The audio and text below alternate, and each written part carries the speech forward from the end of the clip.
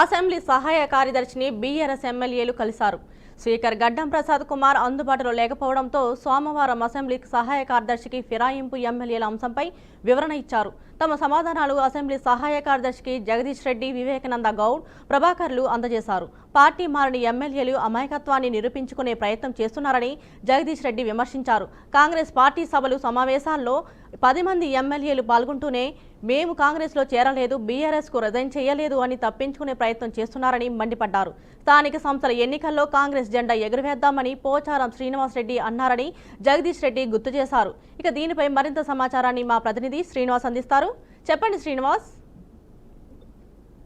తెలంగాణలోని BRS party నుంచి కాంగ్రెస్ లో పార్టీ ఫిరాయించినటువంటి ఎమ్మెల్యేలపై గతంలో కూడా కోర్టులో ఆశ్రయించినటువంటి బీఆర్ఎస్ పార్టీకి అసెంబ్లీ స్పీకర్ నోటీసులు కూడా జారీ చేయడం జరిగింది. అసెంబ్లీ స్పీకర్ నోటీసులు జారీ చేసిన క్రమంలోనే ఎప్పటి ఉన్నటువంటి స్పీకర్ కూడా పూర్తిగా ఎమ్మెల్యేలకు నోటీసులు కూడా జారీ చేసి వివరణ కోరినటువంటి పరిస్థితి తెలంగాణ శాసనసభలో వివిధ పార్టీల నుంచి పార్టీ ఫిరాయింపుదారులకు నోటీసులు కూడా జారీ చేయడం జరిగింది. అసెంబ్లీ స్పీకర్ ఈ రోజు లేకపోవడంతో బీఆర్ఎస్ పార్టీ ఎమ్మెల్యేలు జగదీష్ రెడ్డి, పివి వివేకానంద్ సంబంధించినటువంటి రాష్ట్ర నాయకులతో పాటు అసెంబ్లీ కార్యదర్శిని కలవడం జరిగింది. ఈ అసెంబ్లీ కార్యదర్శి పదే విషయాలని వివిధ పార్టీ నుంచి తప్పించుకుని వచ్చినటువంటి వారందరినీ, అంటే పార్టీ ఫిరాయింపుదారులపై ఏ విధమైన చర్యలు తీసుకుంటున్నారు, వీరు కాంగ్రెస్ పార్టీకి కొమ్ము కాస్తూ కాంగ్రెస్ పార్టీని బలోపేతం చేయడం కొరకు కీలక పాత్ర పోషిస్తున్నారు అనేది జగదీష్ రెడ్డి కూడా కార్యదర్శి ఒక పూర్తి సమాచారం కూడా ఇవ్వడం జరిగింది. వాళ్ళు పాల్గొంటున్నటువంటి కార్యక్రమాలు, కాంగ్రెస్ పార్టీ ప్రచారం చేస్తున్నటువంటి అనేక ప్రచార కార్యక్రమంలో ఈ బీఆర్ఎస్ పార్టీ నుంచి గెలిచినటువంటి ఎమ్మెల్యేలు అందులో పాల్గొన్నటువంటి విషయాలన్నింటినీ క్షుణ్ణంగా ప్రభుత్వ అసెంబ్లీ ప్రధాన కార్యదర్శికి ఇవ్వడం పెద్ద ఎత్తున ఒక చర్చ జరుగుతున్నటువంటి పరిస్థితి. ఇకపోతే తెలంగాణలోని పార్టీ ఫిరాయింపుకు సంబంధించి కోర్టును ఆశ్రయించినటువంటి బీఆర్ఎస్ పార్టీ, దానికి సంబంధించినటువంటి ప్రభుత్వం ఒక్కసారిగా ప్రభుత్వానికి కూడా కోర్టు నోటీసులు కూడా జారీ చేస్తూ స్పీకర్ కు స్పష్టమైన ఒక ఆదేశాలు కూడా జారీ చేయడం జరిగింది. అదే కోర్టు ఆదేశాలని ఈ విధంగానే పూర్తిగా స్థాయిలోని స్పీకర్ తీసుకున్నటువంటి నిర్ణయం కావచ్చు, వాళ్ళకి సంబంధించినటువంటి నోటీసులు కూడా వివరణ ఇవ్వాలని నోటీసులు కూడా ఇవ్వడం జరిగింది. ఇదే విషయానికి సంబంధించి నిన్నటి వరకు గడువు ముగియడంతో నేడు తిరిగి అసెంబ్లీకి సంబంధించినటువంటి కార్యదర్శిని కలిసినటువంటి బీఆర్ఎస్ పార్టీ ఎమ్మెల్యేలు దానికి సంబంధించిన వివరణ కోరడం కూడా జరిగింది. ఈ విషయానికి సంబంధించి కార్యదర్శి నివేదిక తీసుకొని పూర్తి స్థాయిలోని అంటే అక్కడ అప్పుడు జరుగుతున్నటువంటి విషయాలన్నింటినీ క్షుణ్ణంగా చెప్తామంటూ చెప్పడం జరిగింది. ఇది బీఆర్ఎస్ పార్టీకి సంబంధించినటువంటి పార్టీ ఫిరాయింపు ఎమ్మెల్యేలపై ఫిర్యాదులు కొనసాగుతున్న క్రమంలో ఇక కాంగ్రెస్ పార్టీలోని ప్రచార సంబంధించి స్థానిక ఎన్నికలే కావచ్చు, బీఆర్ఎస్ పార్టీకి సంబంధించినటువంటి ఎమ్మెల్యేల తీసుకున్న విధానాలు అన్నింటి మీద ఒక చర్చ అయితే జరుగుతున్నటువంటి పరిస్థితి. బీఆర్ఎస్ పార్టీ చేసినటువంటి ప్రచారాలకు సంబంధించి బీఆర్ఎస్ పార్టీలో ఉన్నటువంటి ఎమ్మెల్యేలు కాంగ్రెస్ పార్టీకి చేస్తున్నటువంటి ప్రచారం తీరునన్నింటిని కూడా ప్రభుత్వ ప్రధాన కార్యదర్శికి, అసెంబ్లీ ప్రధాన కార్యదర్శికి నివేదిక ఇచ్చినట్లు కూడా తెలుస్తుంది. థాంక్యూ శ్రీనివాస్. విజయవాడలోని కొత్త రాజరాజేశ్వరిపేటలో డయేరియా కేసులు రోజు రోజుకు పెరుగుతుండటం తీవ్ర ఆందోళనకు గురి చేస్తుంది. గత కొన్ని రోజుల నుంచి ఈ వ్యాధి కేసులు క్రమంగా పెరుగుతూనే ఉన్నాయి. ప్రస్తుతం బాధితుల సంఖ్య 350 దాటింది. అయితే గత రాత్రి మరో 15 మంది డయేరియా లక్షణాలతో ఆసుపత్రిలో చేరినట్లు తెలుస్తోంది.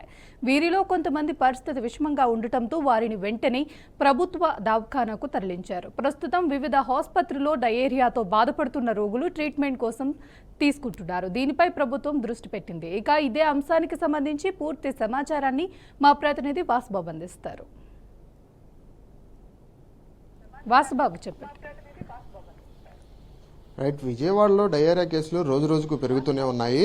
అటు ఈ డయేరియాకి సంబంధించి ఇప్పటికే 2 మహిళలు అయితే మృతి చెందారు. అటు వందలాది మంది హాస్పిటల్లో జాయిన్ అయ్యి ట్రీట్మెంట్ అయితే తీసుకుంటున్నారు. దీనికి ప్రధాన కారణం విజయవాడలో సరఫరా అవుతున్న కలుషిత నీటి వల్ల అటు వాంతులు, ఇటు విరోచనాలతో ప్రజలు తీవ్ర ఇబ్బందులు అయితే పడుతున్నారు. తిరిగి వీటికి సంబంధించి ఆసుపత్రుల్లో అయితే జాయిన్ అవుతున్నారు. అటు స్థానికంగా ఉండే 57వ డివిజన్కు సంబంధించి న్యూ రాజరాజేశ్వరిపేటలో వారం రోజులుగా మంచినీటి కుళాయిల్లో దుర్వాసనతో కూడిన నీరు వస్తున్నాయని చెప్పి సంబంధిత నీటి సరఫరా అధికారులకు వాళ్ళు ఫిర్యాదు చేసి వాళ్ళ దృష్టికి తీసుకెళ్లినప్పటికీ వారు ఎటువంటి యాక్షన్ అనేది తీసుకోవట్లేదు. కనీసం వాటికి సంబంధించి సంబంధించిన చర్యలు తీసుకోకుండా వాళ్ళని పట్టించుకోవట్లేదు అంటూ ఇప్పటికే న్యూ రాజరాజేశ్వరి కాలనీ వాసులు అయితే చెప్తున్నారు. ఇప్పటికీ ఈ డయేరియా బారిన పడిన ఎవరైతే ఈ న్యూ రాజరాజేశ్వరి కాలనీ వాసులు అయితే ఉన్నారో వాళ్ళందరూ చాలా మంది మొదటిగా ఆర్ఎంపీ వైద్యుల దగ్గర చికిత్స అయితే తీసుకోవడం, దానివల్ల ఎటువంటి ఫలితం లేకపోవడం తర్వాత తిరిగి ఈ జీజీహెచ్లకు సంబంధించి అటు ప్రైవేట్ హాస్పిటల్ అయితే జాయిన్ అవడం జరుగుతుంది. అటు కలుషిత నీటికి సంబంధించిన సరఫరాకు అడ్డుకట్ట వేయకుండా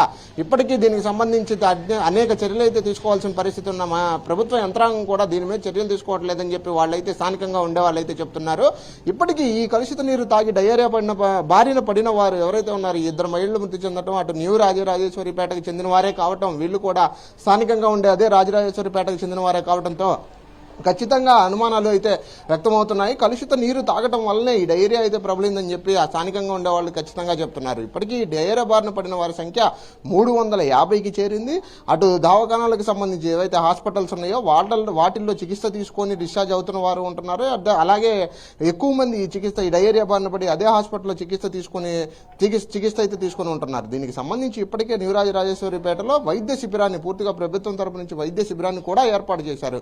ఇప్పటి వరకు జరిగిన ఈ ఘటనపై క్షేత్రస్థాయిలో విచారణ చేసేందుకు జిల్లా వైద్యుల బృందం, ఎప్పుడైతే కృష్ణా జిల్లాకు సంబంధించిన జిల్లా వైద్యుల బృందాన్ని ప్రభుత్వం ఇప్పటికే అక్కడ పర్యటించే విధంగా అక్కడ నుంచి రక్త నమూనాలు కానీ శాంపిల్స్ కానీ తీసుకోమని చెప్పి ఆదేశాలు జారీ చేసినప్పటికీ ఈ ఘటనకి సంబంధించి పూర్తిగా క్షేత్రస్థాయిలో నుంచే ఇది ఏం జరిగింది, ఎందుకు జరిగింది అనేది అక్కడ క్షేత్రస్థాయి నుంచే న్యూ రాజరాజేశ్వరిపేటలో అయితే బృందం అయితే పర్యటించి పూర్తి వివరాలు అయితే తెలుసుకున్నది. అటు ఇప్పటికే ఈ డయేరియా కేసులు ఏవైతే ప్రబలుతున్నాయో ఎక్కువగా న్యూ రాజరాజేశ్వరిపేటలోనే జరగటం, అక్కడ ఉన్నటువంటి రాజరాజేశ్వరిపేటలో నివాసితులే దీనికి పూర్తి ఆందోళన అయితే చెందుతున్నారు. ఈ డయేరియా వలన ఇప్పటికే ఆసుపత్రిలో చేరిన వారి సంఖ్య పరిస్థితి విషమంగా ఉందని కొంతమంది చెప్తున్నప్పటికీ పూర్తి సమాచారం అయితే రావాల్సి ఉంది. అటు డయేరియాతో బాధపడుతున్న రోగులు ఇప్పటికే ట్రీట్మెంట్ తీసుకుంటూ ఉన్నారు. దానికి సంబంధించి డయేరియా బాధితులు ఉండే నివాస ప్రాంతాల్లో నీటి శాంపిల్స్ ని కూడా సేకరించి అవి రిపోర్టుకు సంబంధించి రిపోర్ట్స్ తీసుకురావడానికి అయితే పంపించారు. ఆ నీటి శాంపిల్స్ ద్వారా వచ్చిందా లేదా ఇతరత్ర కారణాలు నీరు కాకుండా ఫుడ్ పాయిజన్ ద్వారా దీనికి ఏమైనా సంబంధించి డయేరియా ప్రబలిందా అని చెప్పి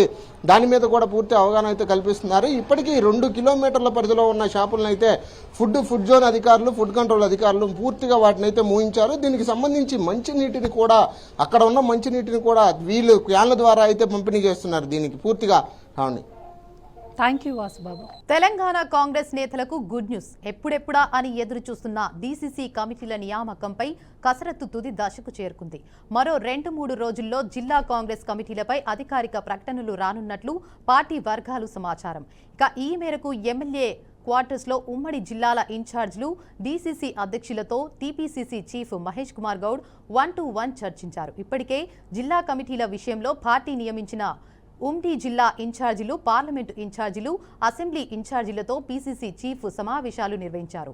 నాయకులందరికీ ఆమోదంతో ఏఐసీసీ సూచన మేరకు జిల్లా కమిటీలను కూర్పు చేస్తున్నారు. కమిటీల విషయంలో భేదాభిప్రాయాలు రాకుండా మరోసారి ఫైనల్గా కమిటీల ఎంపికపై మహేష్ కుమార్ గౌడ్ చర్చిస్తున్నారు. ఇక ఇదే అంశంపై మరింత సమాచారాన్ని మా ప్రతినిధి రాజేంద్ర అందిస్తారు. చెప్పండి రాజేంద్ర. Thank you. తెలంగాణలో కాంగ్రెస్ పార్టీకి సంబంధించిన వ్యవహారాలపై ఆ పార్టీ తెలంగాణ రాష్ట్ర మహేష్ కుమార్ గౌడ్ ప్రత్యేకంగా దృష్టి పెట్టారు. ఇప్పటికీ ఏఐసీసీ నేతలకు ఆదేశాలతో పాటు తెలంగాణ ప్రభుత్వం నేతల సూచనల మేరకు కాంగ్రెస్ పార్టీని గాడిలో పెట్టి రానున్న స్థానిక సంస్థల ఎన్నికల్లో గెలిపే లక్ష్యంగా ఇప్పటి నుంచే పావులు కదుపుతున్నారు. అందులో భాగంగా ప్రధానంగానే తెలంగాణలోని జిల్లాలకు కమిటీలను నియమించే ఒక ప్రధానమైన అంశాన్ని తెర మీద తీసుకొచ్చి ఆ కమిటీల నియామకాలను కూడా పూర్తి చేసేందుకు కసరత్తు మొదలుపెట్టారు. ఇప్పటికే హైదరాబాద్ ఎమ్మెల్యే క్వార్టర్స్ లో వివిధ ప్రాంతాల పార్టీ ముఖ్య నేతలు కానీ నియోజకవర్గ ఇన్ఛార్జీలు, ఆ డివిజన్ కమిటీ నాయకులతో కూడా ప్రత్యేకంగా సమీక్షా సమావేశాలు మహేష్ కుమార్ గౌడ్ నిర్వహించారు. సో ఇదే రకంగా జిల్లా కమిటీలు ఏర్పాటు చేస్తే ఎక్కడైనా ఎలాంటి ఇబ్బందికి తలకుండా, ఎక్కడ కూడా అసంతృప్తి వాదన లేకుండా ఉండేందుకు కూడా ముందస్తుగానే కట్టడి చేసేందుకు అవసరమైన వ్యూహాత్మక విధానాలను కూడా మహేష్ కుమార్ గౌడ్ అనుసరిస్తున్న పరిస్థితి కనపడతా ఉంది. పాత కొత్త నేతల కలయికతోటి కొత్త డీసీసీ కమిటీలను ఏర్పాటు చేసే యోచనలో ఉండడమే కాకుండా ఎక్కడ కూడా ఎలాంటి ఇబ్బందులు కలగకుండా, పార్టీ నష్టం జరగకుండా ఉండేతో పాటు కార్యకర్తల మనోభావాలు దెబ్బతినకుండా ఉండే విధంగా జిల్లా కమిటీలు ఏర్పాటు చేయాలనే ఒక ఆలోచనతో ఈ సమీక్ష సమావేశాలు ప్రత్యేకంగా ముఖ్య నేతలతో సమావేశాలు నిర్వహిస్తున్న పరిస్థితి కనపడుతోంది. ఏదైనా 2-3 రోజుల్లో అధికారిక ప్రకటన వెలువడే అవకాశాలు కనిపిస్తున్నాయి. ఇప్పటికే పార్టీ నేతలకు ఇండైరెక్ట్ గా సంకేతాలు కూడా రావడం జరిగింది. త్వరలో డిసిసి కమిటీలు ఆ నియామకం జరుపుతుందని చెప్పేసి ఆ సంకేతాలు రావడం జరిగింది. అయితే ఆశావాహులు మాత్రం తమకే వస్తున్న ఒక ఆలోచనతోటి ఆనందాన్ని వ్యక్తం చేస్తున్న పరిస్థితి కనపడుతుంది. ఏదైనా అందరినీ కోఆర్డినేట్ చేసుకొని అసంతృప్తి వాదులను కూడా కలుపుకొని ఎక్కడ ఎవరిని కూడా ఇబ్బంది పెట్టకుండా డిసిసి కమిటీలో సముచిత స్థానం కల్పించడంతో పాటు సేమ్ టైం కొన్ని జిల్లాల్లో అంటే మంత్రులకు సంబంధించిన వర్గాలు కానీ లేకపోతే పార్టీలో ఉన్న వర్గాలు కానీ ఇలా రకరకాలుగా ఉన్న పరిస్థితి నేపథ్యాల నుంచి వాళ్ళందరినీ కూడా కోఆర్డినేట్ చేసుకొని అందరి అభిప్రాయాలు సూచనలు తీసుకొని స్వచ్ఛంగా జిల్లా కమిటీలు ఏర్పాటు చేసే ప్రత్యేకంగా కసరత్తు నిర్వహించారు. అది ఆల్మోస్ట్ ఆల్ పూర్తయింది. 2-3 రోజులు మాత్రం అధికారిక ప్రకటన వచ్చే అవకాశం ఉంది. వెలువడిన అనంతరం స్థానిక సంస్థల ఎన్నికకు సంబంధించిన దిశ నిర్దేశాలపై డిసిసి కొత్త కమిటీల ఆధ్వర్యంలో కార్యకలాపాలు నిర్వహించేందుకు తెలంగాణ కాంగ్రెస్ పార్టీ నేతలు సమాయత్తం అవుతున్నారు. Right, thank you for the update Rajendra. AP liquor కేసులో కీలక పరిణామం చోటు చేసుకుంది. ఈ కేసులో సిట్ 3 అదనపు ఛార్జ్ షీట్ సమర్పించింది. విజయవాడ ఏసీబీ కోర్టులో ఛార్జ్ షీట్ను దాఖలు చేశారు సిట్ అధికారులు. 86 పేజీలతో 3 అదనపు ఛార్జ్ షీట్ను దాఖలు చేశారు. ఇక 3వ ఛార్జ్ షీట్లో చెవిరెడ్డి భాస్కర్ రెడ్డి, వెంకటేష్ నాయుడు, నవీన్ కృష్ణ, బాలాజీ యాదవ్ పాత్రపై సిట్ ప్రస్తావించింది. కాగా మొదటి ఛార్జ్ షీట్లో మాజీ ముఖ్యమంత్రి వైఎస్ జగన్ పేరు ప్రస్తావించిన సిట్ రెండో దాంట్లో మరిన్ని కీలక విషయాలను కోర్టు దృష్టికి తీసుకొచ్చింది. దీనిపై మరింత సమాచారాన్ని మా ప్రతినిధి కృష్ణ అందజేస్తారు. కృష్ణ, చెప్పండి కృష్ణ. Thank you. ఏదైతే లిక్కర్ స్కామ్ ఉందో ఈ యొక్క లిక్కర్ స్కామ్ లో పూర్తి స్థాయిలో అయితే రాష్ట్ర వైఎస్ఆర్సీపీకి సంబంధించి నాయకులు ఉన్నట్లయితే మనకు పూర్తి స్థాయిలో అయితే తెలుస్తుంది. ఈ నేపథ్యంలో చూస్తే ఏదైతే గత ప్రభుత్వంలో జరిగినటువంటి వైఎస్ఆర్సీపీ ప్రభుత్వంలో జరిగినటువంటి లిక్కర్ స్కామ్ ఏదైతే ఉందో ఈ యొక్క లిక్కర్ స్కామ్ లో ఏదైతే పూర్తి స్థాయి అయితే కూటమి ప్రభుత్వం అధికారంలోకి వచ్చిన తర్వాత ఈ యొక్క లిక్కర్ స్కామ్ ని ఎలుగులోకి తీయడం అయితే జరిగిందని అనుకోవచ్చు. అయితే ఈ రోజు చూస్తే ఏదైతే లిక్కర్ స్కామ్ సంబంధించి పూర్తి స్థాయి అయితే ఆ యొక్క ఏసీబీకి సంబంధించి దాఖలా చేసుకున్నారు. అయితే దాదాపు 86 పేజీలతో ఈ యొక్క లిక్కర్ స్కామ్ సంబంధించి పూర్తిగా దాఖలా అయితే చేసుకోవడం జరిగింది. ఎవరైతే చేసుకున్నారో అయితే చెవిరెడ్డి భాస్కర్ రెడ్డి కావచ్చు, అదో మరో ఇద్దరు కూడా ఈ యొక్క లిక్కర్ స్కామ్ సంబంధించి దాఖలా కూడా చేసుకోవడం జరిగింది. అయితే ఎవరైతే ఈ యొక్క లిక్కర్ స్కామ్లలో పూర్తిగా అయితే ఇదయ్యారో పూర్తి స్థాయిలో అయితే ఈ యొక్క లిక్కర్ స్కామ్ ఏదైతే ఉందో రాష్ట్ర వ్యాప్తంగా కావచ్చు, అదేవిధంగా పూర్తిగా వైఎస్ఆర్సీపీ నాయకులు అయితే ఈ యొక్క పన్నాగం పట్టారని కూడా పలు రకాల ఆరోపణలకి దారితీస్తున్న పరిస్థితి అయితే మనం చూసాం. అయితే ఏది ఏమైనప్పుడు కూడా గతంలో చూసాం మనం ఏదైతే ఎంపీ మిథున్ రెడ్డి కావచ్చు, అదేవిధంగా మరో 3 కూడా పూర్తి స్థాయిలో అయితే ఈ యొక్క లిక్కర్ స్కామ్లలో అయితే ఇన్వాల్వ్ ఉన్నదే సంగతి తెలిసింది. అయితే మాజీ ముఖ్యమంత్రి కూడా వైఎస్ జగన్మోహన్ రెడ్డి కూడా ఈ యొక్క లిక్కర్ స్కామ్ లో కూడా ఉన్నట్లయితే పూర్తి స్థాయిలో అయితే సమాచారాలు అయితే తెలుస్తుంది. అయితే మొత్తానికి ఏది ఏమైనప్పుడు కూడా పూర్తి స్థాయిలో అయితే ఈ యొక్క లిక్కర్ స్కామ్ ఏదైతే ఉందో పూర్తిగా అయితే ఈ యొక్క లిక్కర్ స్కామ్ లో సంబంధించి చెవిరెడ్డి భాస్కర్ రెడ్డి కావచ్చు, అదేవిధంగా మరో ఇద్దరు కూడా పిటిషన్ దాఖలా చేసుకున్న పరిస్థితి అయితే మనం చూసాం. అయితే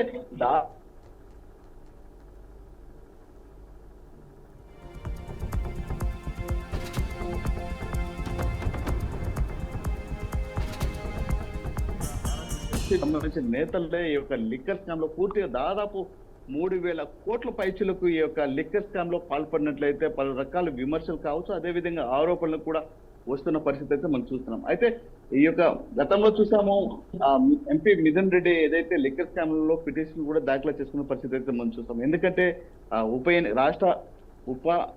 రాష్ట్రపతి ఏదైతే ఉప ఎన్నిక ఉందో ఆ ఎన్నికకి సంబంధించి తమ ఓటు హక్కు వినియోగించేందుకు కూడా పూర్తి స్థాయిలో అయితే ఎంపీ మిథున్ రెడ్డి కూడా ఈ యొక్క లిక్కర్ స్కామ్ అయితే దాఖలా చేసుకోవడం అయితే జరిగింది. అయితే అతను బయటకు వచ్చాడు, పైగా అతను కూడా తమ ఓటు హక్కును కూడా వినియోగించిన పరిస్థితి అయితే మనం చూస్తాం. అయితే ఈ రోజు పూర్తి స్థాయిలో అయితే చూస్తే ఎవరైతే ఈ యొక్క లిక్కర్ స్కామ్లలో పాల్పడ్డారో వారిపైన కూడా కఠిన చర్యలు తీసుకునే విధంగా అయితే కూటమి ప్రభుత్వం అయితే ఏర్పాటు చేసిందని అనుకోవచ్చు. అయితే ఎవరైతే ఈ యొక్క లిక్కర్ స్కామ్లలో పాల్పడ్డారో అదేవిధంగా అక్రమాలకి ఈ యొక్క పాల్పడ్డారో వారిపైన కూడా కూటమి ప్రభుత్వం కొడరా విధిస్తుందని కూడా పూర్తిస్థాయిలో తెలియజేయడం జరుగుతుంది అనుకోవచ్చు.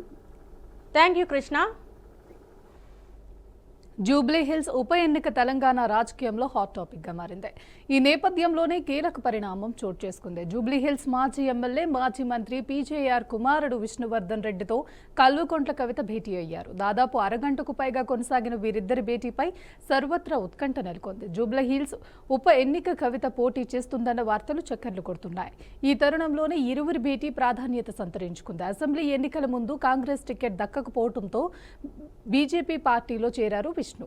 ప్రస్తుతం బీఆర్ఎస్లోనే విష్ణు కొనసాగుతున్నారు. కవిత సొంతంగా తన పార్టీని బరిలో పెడుతుందనే వార్తలకు మరింత బలం చేకూరింది. ఇదే అంశానికి సంబంధించి పూర్తి సమాచారాన్ని మా ప్రతినిధి సల్మాన్ అందిస్తారు. Thank you. రాష్ట్ర రాజకీయాలు జూబ్లీ హిల్స్ ఎన్నికల చుట్టూ అయితే తిరుగుతుంది. అక్కడ మాగంటి గోపినాథ్ మరణానంతరం ఖచ్చితంగా జూబ్లీ హిల్స్ లో బీజేపీ పార్టీ గెలవడానికి, అదే విధంగా బీఆర్ఎస్ సిట్టింగ్ ఎమ్మెల్యే గెలవడానికి, కాంగ్రెస్ అధికారంలో ఉంది గెలవడానికి అయితే ఈ యొక్క మూడు పార్టీలు ప్రధానంగా అక్కడ ఎవరిని పెడితే గెలిచే అవకాశాలు అయితే ఉన్నాయని స్పష్టంగా వారైతే ఒకరికొకరైతే ఆ సమావేశాలు అయితే పార్టీలు నిర్వహించుకుంటున్నాయి. నిజంగా అంటే ఆ తెరపైకి తెలంగాణ జాగృతి అధ్యక్షురాలు కవితతోటి మాజీ సీనియర్ నాయకుడు పీజార్ కొడుకు విష్ణువర్ధన్ రెడ్డి భేటీ కావడంతో కొంత రాష్ట్ర రాజకీయాలు అయితే కొంత సంచలనంగా మారింది. అంటే ఈ యొక్క ప్రధాన పార్టీలు, మూడు పార్టీల అభ్యర్థులైతే ఆ భేట కొనసాగుతుందని చెప్పవచ్చు. ముందుగా కవితతోటి భేటీకి ప్రాధాన్యత అంటే ఖచ్చితంగా జూబ్లీ హిల్స్ లో గతంలో చూసుకున్నట్లయితే పీజారు అక్కడ చాలా సార్లు పేదలకు అక్కడ అనేక సేవలు చేసిన గుర్తింపు ఉంది. అదే విధంగా మాజీ ఎమ్మెల్యే విష్ణువర్ధన్ రెడ్డి కూడా కవితతోటి భేటీ ప్రాధాన్యత సంతరించుకుంది. ఎందుకంటే కవితతోటి ఇప్పటి వరకు బీఆర్ఎస్ పార్టీ నేతలు ఎవరు కూడా టచ్ లో లేరు. ఖచ్చితంగా బీఆర్ఎస్ పార్టీలో ఉండి కూడా ఈ యొక్క విష్ణువర్ధన్ రెడ్డి భేటీ అయితే కొంత ప్రాధాన్యత అయితే సంతరించుకుంది. ఖచ్చితంగా కవిత కూడా ఒకవేళ పోటీకి నిలబెట్టే అవకాశాలు అయితే స్పష్టంగా కనబడుతున్నాయి అయితే రాజకీయ విశ్లేషకులు అయితే చెప్తున్నారు. ఖచ్చితంగా ఈ యొక్క ఒకవేళ విష్ణువర్ధన్ రెడ్డిని కనుక పోటీలో నిలబెడితే ఖచ్చితంగా అక్కడ చతుర్ముఖ పోటీ అనేది చెప్పవచ్చు. రాష్ట్ర రాజకీయాలు కొంత అర్థం కాకుండా ఉండే పరిస్థితి అయితే చోటు చేసుకుంటుంది. ఖచ్చితంగా ఈ యొక్క విష్ణువర్ధన్ రెడ్డి అంటే మీడియాతో సమావేశం తర్వాత కవితతోటి భేటీ అయిన తర్వాత విష్ణువర్ధన్ చెప్తున్నాడు, ఖచ్చితంగా నేను పోటీ చేయను, నేనేంటంటే దసరాకి ఆహ్వానించాను కవితను అనేది మాత్రం చెప్పారు. ఖచ్చితంగా అంటే ఒకవేళ విష్ణువర్ధన్ రెడ్డి ఖచ్చితంగా ఈ యొక్క బై ఎలక్షన్ లో నాన్న పేరుతో పాటు లేకుంటే నాకున్న సన్నిహిత సంబంధాలతోటి ఒకవేళ పోటీకి కవిత గనుక పోటీకి నిలబెడితే ఖచ్చితంగా గెలిచే అవకాశాలు అయితే స్పష్టంగా కనబడుతున్నాయని విష్ణువర్ధన్ రెడ్డి అయితే తన మనసులో మాట అయితే సన్నిహితులతో చెప్పిన సందర్భాలు అయితే ఉన్నాయని మనకు సమాచారం ఉంది. ఖచ్చితంగా ఒకవేళ ఈ యొక్క పోటీ అనివార్యం అయితే ఖచ్చితంగా బీఆర్ఎస్ పార్టీకి చెక్ అనుకోవచ్చు. ఎందుకంటే అక్కడ సిట్టింగ్ ఎమ్మెల్యే మాగంటి గోపినాథ్ చనిపోవడంతో కొంత అంటే గతంలో చూసుకున్నట్లయితే చాలా మంది సిట్టింగ్ ఎమ్మెల్యేలు ఎవరు చనిపోయినా ఒక ఆనవాయితీ ఉండేది. కానీ ఆ ఆనవాయితీ బీఆర్ఎస్ పార్టీ అధికారంలోకి వచ్చిన తర్వాత అలా లేకుండా చేసిందనేది కాంగ్రెస్ పార్టీ అయితే విమర్శించింది. ఖచ్చితంగా ఈ యొక్క విష్ణువర్ధన్ రెడ్డి కవిత సమావేశం అయితే కొంత రాష్ట్ర రాజకీయాలు, అదేవిధంగా జూబ్లీ హిల్స్ బై ఎలక్షన్ లో కొంత గందరగోళ పరిస్థితి నెలకొంది. ఖచ్చితంగా విష్ణువర్ధన్ రెడ్డిని పోటీకి నిలబడే అవకాశం అయితే ఖచ్చితంగా కనబడుతుందని అయితే రాజకీయ విశ్లేషకులు అయితే చెప్తున్నారు. సల్మాన్, ఈ భేటీలో ఏం చర్చించినట్లు తెలుస్తోంది? ఖచ్చితంగా మనం ఒకవేళ చూసుకున్నట్లయితే దీనికి సంబంధించి దసరాకి ఆహ్వానిస్తున్నాను అనేది మాత్రం విష్ణువర్ధన్ చెప్తున్నాడు. కానీ ఇక్కడ అలా జరగడం లేదు. ఖచ్చితంగా ఒకవేళ పీజీఆర్ అస్త్రాన్ని బీఆర్ఎస్ పార్టీ మీద ఒకవేళ కవిత అస్త్రాన్ని ఉపయోగించే అవకాశం అయితే స్పష్టంగా కనబడుతుంది. ఒక పక్క అంటే రాజకీయ వైరుధ్యం అయితే ఖచ్చితంగా కనబడుతుంది. బీఆర్ఎస్ వర్సెస్ కవిత అంటే బీఆర్ఎస్ పార్టీలో అంతర్గత పోరు ఉన్న బహిరంగంగా మాత్రం కవిత బీఆర్ఎస్ పార్టీ మీద విమర్శించి కవితను బయటికి పంపే ఆలోచన చేసి కవితనైతే సస్పెండ్ చేశారు. ఖచ్చితంగా కవిత ఒకవేళ బీఆర్ఎస్ పార్టీ మీద కోపం కనుక ఉంటే ఖచ్చితంగా బై ఎలక్షన్లలో విష్ణువర్ధన్ రెడ్డిని పోటీకి నిలబెట్టి ఒకవేళ విష్ణువర్ధన్ రెడ్డి ఒకవేళ ఓడిపోయినా పర్వాలేదు కానీ ఖచ్చితంగా అక్కడ బీఆర్ఎస్ పార్టీ గెలవద్దనే పెద్ద ఆలోచనతో అయితే కవిత ఉన్నట్లయితే మనకు సమాచారం ఉంది. సల్మాన్, జూబ్లీ హిల్స్ ఉప ఎన్నికల్లో కవిత పోటీ చేస్తుందన్న వార్తలు ఎంతవరకు సమంజసం అంటారు? ఖచ్చితంగా ఒకవేళ కవిత అయితే పోటీ చేయదు. ఎందుకంటే కవిత పోటీ చేస్తే ఒకవేళ అక్కడ బై ఎలక్షన్ లో ఓడిపోతే కనుక ఖచ్చితంగా జాగృతికి కొంత ఇబ్బంది కలిగే పరిస్థితి ఖచ్చితంగా కనబడుతుంది. ఖచ్చితంగా ఒకవేళ విష్ణువర్ధన్ రెడ్డి లేకుంటే ఎవరినైనా పోటీలోకి దించే అవకాశం అయితే ఖచ్చితంగా, ఎందుకంటే మూడు ప్రధాన పార్టీలలో ఏదో ఒక పార్టీ అభ్యర్థి అయితే గెలిచే అవకాశం అయితే స్పష్టంగా కనబడుతుంది. కానీ ఇక్కడ కవిత కూడా ఒకవేళ అస్త్రాన్ని అంటే కొన్ని కొంతమంది లేకుంటే దీనికి సంబంధించి అక్కడ ఓట్లు చీల్చైనా ఖచ్చితంగా గెలిచే అభ్యర్థిని ఓడగొట్టే అవకాశం అయితే స్పష్టంగా కనబడుతుంది. కవిత బీఆర్ఎస్ పార్టీ మీద ఖచ్చితంగా కక్ష తీర్చుకునే అవకాశం అయితే ఖచ్చితంగా కనబడుతుంది. ఎట్టి పరిస్థితుల్లో కవిత కనుక అక్కడ జూబ్లీహిల్స్ లో అయితే పోటీ చేయదు. ఎందుకంటే ఈ యొక్క విష్ణువర్ధన్ రెడ్డిని పేరు తెరపైకి తీసుకురావడానికి, ఎందుకంటే అక్కడ పీజీఆర్ చేసిన కాంగ్రెస్ సీనియర్ నేత అక్కడ చాలా పట్టుంది. ఆ యొక్క పీజీఆర్ కుమారుడు విష్ణువర్ధన్ రెడ్డిని ఒకవేళ పోటీలో దించితే ఖచ్చితంగా బీఆర్ఎస్ పార్టీకి చెక్కు పెట్టే అవకాశం అయితే స్పష్టంగా కనబడుతుందని అయితే ఆ కవిత అంతర్గతంగా తన సన్నిహితులతో అయితే మాట్లాడినట్టు మనకైతే సమాచారం ఉంది. Thank you Salman.